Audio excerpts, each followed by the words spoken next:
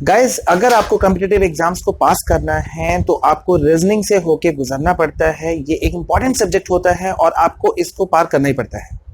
तो इसी को आपको इम्प्रूव करने के लिए हम लेकर के एक बार फिर से आए हैं मैथ्स पजल के एक नए वीडियो को।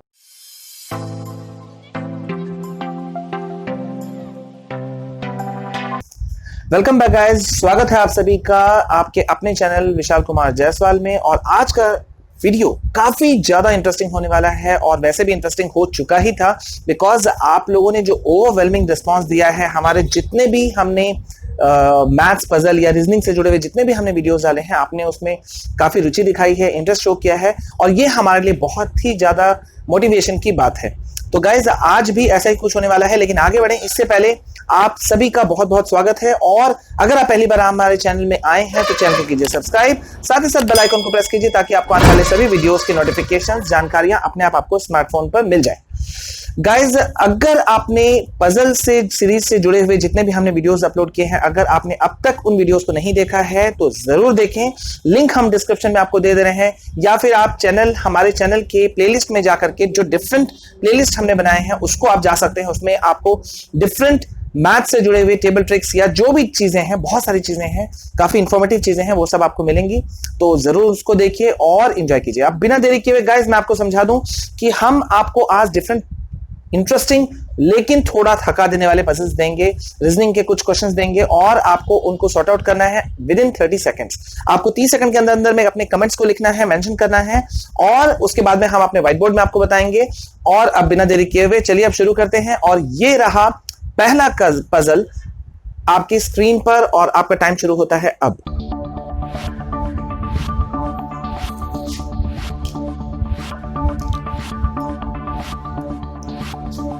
थोड़ा फास्ट जल्दी करने की कोशिश कीजिए सो दैट कि आप दूसरे से ज्यादा अच्छा कर सकें। कमेंट सेक्शन में अपने आंसर्स देते जाइए, फिर अपने आंसर्स को मैच कीजिए। अगर आपको प्रॉब्लम हो रहा हो तो आप वीडियो को पॉज कर सकते हैं।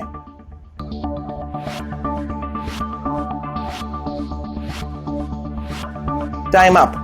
गाइज, इस फर्स्ट पजल ने आपको थोड़ा सा घुमाया होगा, परेशान किया होगा, लेकिन अगर आप में से बहुत लोग सक्सेसफुल हुए हैं तो कांग्रेचुलेशंस, बहुत बहुत बधाई। और चलिए अब हम आपको बताते हैं कि इस खास पजल में हुआ क्या था। गाइज, गौर कीजिए, ये एक पिरामिड शेप में बनाया गया हुआ है। ये आपका पजल है 9 7 2 5 7 6 4 6 8। आपने डिफरेंट वे में इसको कोशिश किया होगा हल करने का। हम बताते हैं यहां पे हुआ क्या। अगर आप गौर करें तो यहां एक मल्टीप्लिकेशन चल रहा है, जैसे कि चलिए हम बताते हैं कि 9 इंटू 8 किया जाए तो हो रहा है 72, जो कि यहां पे हुआ, ठीक है। एंड देन अगेन इस 72 को जब हम 8 से दोबारा मल्टीप्लाई करते हैं तो आ जाता है 576, ठीक है गाइस, 576। आप आंसर समझ चुके होंगे। 576 को जब अगेन आप 8 से मल्टीप्लाई करते हैं तो आपका आता है आंसर 4608। सो इट मींस आपका जो आंसर है वो है 0। गाइस, थोड़ा घुमा देने वाला था, लेकिन आपको घुमाने का, आपको ये चीज का ध्यान रखना होगा, कहीं आपने ऐसा कोशिश ना किया हो कि 9 है तो 7 + 2 9 यहां हो रहा है, लेकिन यहां कुछ ऐसा नहीं है। थोड़ा बहुत आगे पीछे करना होगा, आंसर निकलेगा। और आई होप कि इस सेकंड वाले को आप बहुत जल्दी अटेम्प्ट कर पा लेंगे। तो ये रहा पजल नंबर 2 आपके स्क्रीन पर।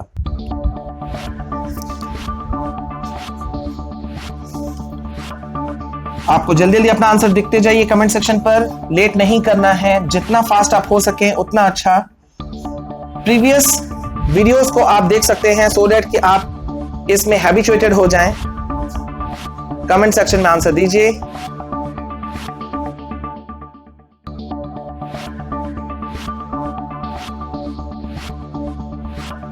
Time up. तो गाइज, ये क्वेश्चन थोड़ा सा टेढ़ा है। अगर आप ध्यान से देखें तो शायद इसको आपने बहुत लोग को ने अच्छा अटेम्प्ट भी किया होगा। गौर कीजिए गाइज, यहां पे हो रहा है, एक पल के लिए कुछ बनता हुआ दिखता भी है, 1 7 5 8 9 7 7 4 1। अब आपने कौन सा पैटर्न यूज किया? मैंने आपको पहले भी कई वीडियोस में कहा है कि जब भी आप रीजनिंग में होते हैं या पजल्स में होते हैं तो कोई ना कोई पैटर्न काम जरूर करता है और उस बस पैटर्न को आपको जानने भर की देर है। जैसे ही आप जान जाते हैं आंसर आपके सामने में होता है। तो गौर कीजिए गाइस, यहां पे हो रहा है। अब यहां पे गौर कीजिए गाइस, हम किसी एक को लेते हैं और दूसरे को जानने की कोशिश करते हैं। अगर हम इसको लें 16, तो गौर कीजिए कि नेचुरल है, उसके सामने वाले नंबर्स पे उसका इफेक्ट कम होगा। तो दूर पे अगर हम करें तो देखिए यहां पे इसके सामने पर दो नंबर्स दिख रहे हैं, 9 और 7, और अगर हम 9 और 7 को ऐड कर देते हैं तो हो जाता है 16, है ना गाइस। अब चलिए इसको करके देखते हैं 14। अगर हम इसको लें और इसके सामने वाले दोनों नंबर को देखें तो 7 + 7 14। इसका मतलब पैटर्न हमारे समझ में आ गया। इसका मतलब अब हम डायरेक्ट अपने आंसर पे आते हैं कि अगर हमें इसको जानना है तो इसके सामने वाले दोनों नंबर को हमें ऐड करना होगा। तो 9 + 8 यानी कि हो गया आपका 17। तो दिस इज योर आंसर। तो गाइज इस पजल का आंसर था या है, कह लीजिए 17। काफी इंटरेस्टिंग, लेकिन अगला पजल आपको बहुत ज्यादा परेशान कर सकता है और आपको वीडियो के अंत तक बने रहना है। अगर वीडियो पसंद आया है तो यहां पर आप एक लाइक दे सकते हैं। वीडियो को पॉज कीजिए, लाइक कीजिए, और अगर चाहें तो आप अपने जो फ्रेंड्स हैं उन लोगों को भी इसमें शामिल कर सकते हैं, उनसे शेयर कीजिए। वीडियो के अंत तक जरूर बने रहिए और हमें कमेंट सेक्शन में बताइए कि आपको इसमें कैसा लग रहा है। ठीक है, तो चलिए आपको ले चलते हैं पजल नंबर 3 की तरफ। ये रहा वो क्वेश्चन आपके स्क्रीन, मोबाइल स्क्रीन या डेस्कटॉप स्क्रीन पर।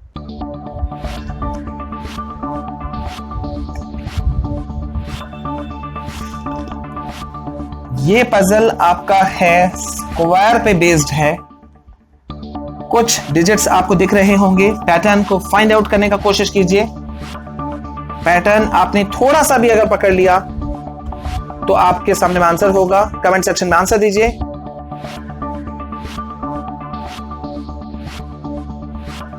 Time up. गाइस ये क्वेश्चन कैसा लगा आप हमें जरूर बताइएगा कमेंट सेक्शन में। अब आप गौर कर रहे होंगे यहां पे कुछ रोज हैं, कॉलम्स हैं। यहां 5 आपको रोज दिख रहे होंगे, 1 2 3 4 5, और 5 ही कॉलम्स भी हैं।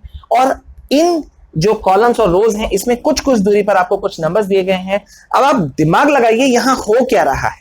ठीक है, अगर आप ऐसा कुछ करने का कोशिश कर रहे हैं कि 14 है और फिर एक बॉक्स छोड़ने के बाद में यानी कि थर्ड रो में आपको 34 यानी कि 20 प्लस हो चुका है, तो आप गलत हैं।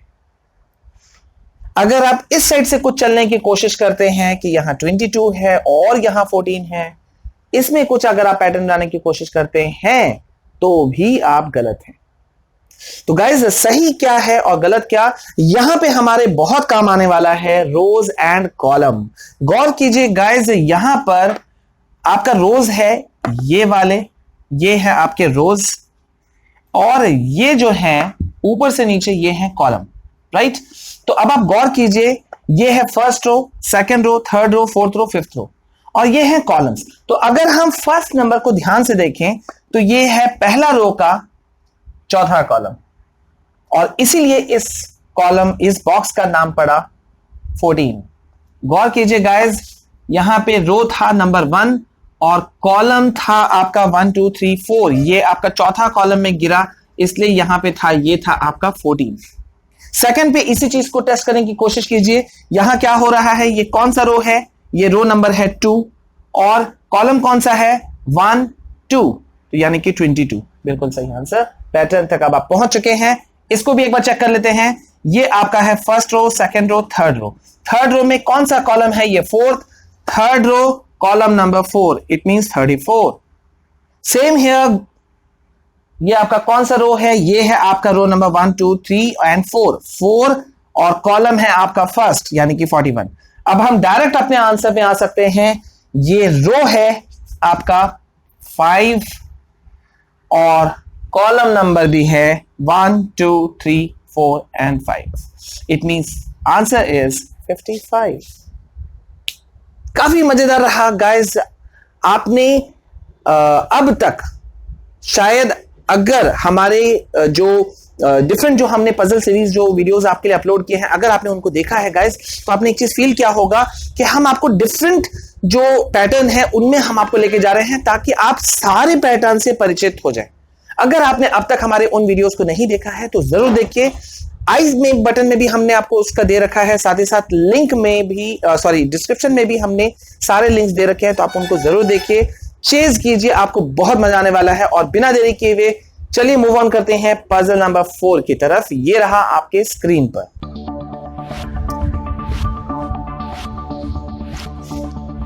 यहां आपको थोड़ा सा कुछ ऊपर नीचे करने की शायद जरूरत पड़ सकती है, ध्यान दीजिए तो आप शायद समझ जाएंगे।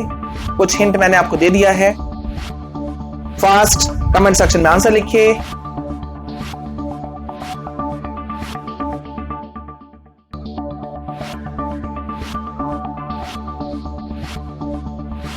And time up. गाइस, जब कभी भी आप कंफ्यूज होते हैं, झूठ नहीं बोलेंगे, कई बार हमें बड़ा मजा आता है, लेकिन जब आप सक्सेस करते हैं इन सारे रीजनिंग क्वेश्चंस को बनाने में, तो हमें उससे कहीं ज्यादा खुशी मिलती है। चलिए गाइस, बढ़ते हैं आपके नए पजल जो अभी आपने सॉल्व कर लिया होगा, आई होप।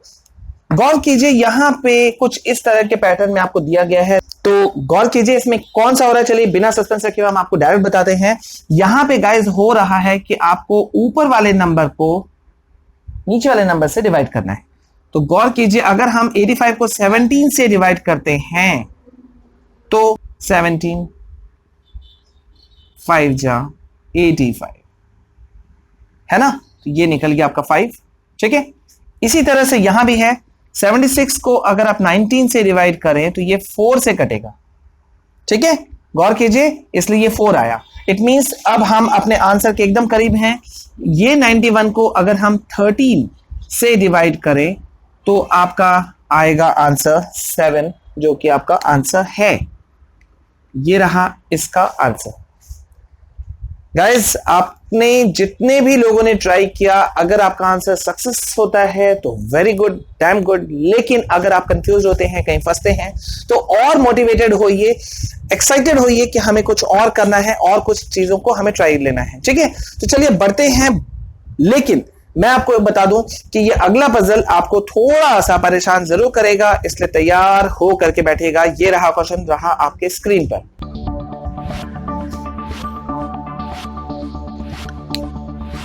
आज के इस वीडियो का ये लास्ट क्वेश्चन है, तो आपको एकदम श्योर होना है कि आप किसी भी हालत में अपने आंसर को अचीव कर लें। पैटर्न को फाइंड आउट कीजिए। ऐसे क्वेश्चंस बहुत ज्यादा आते हैं एग्जाम्स में।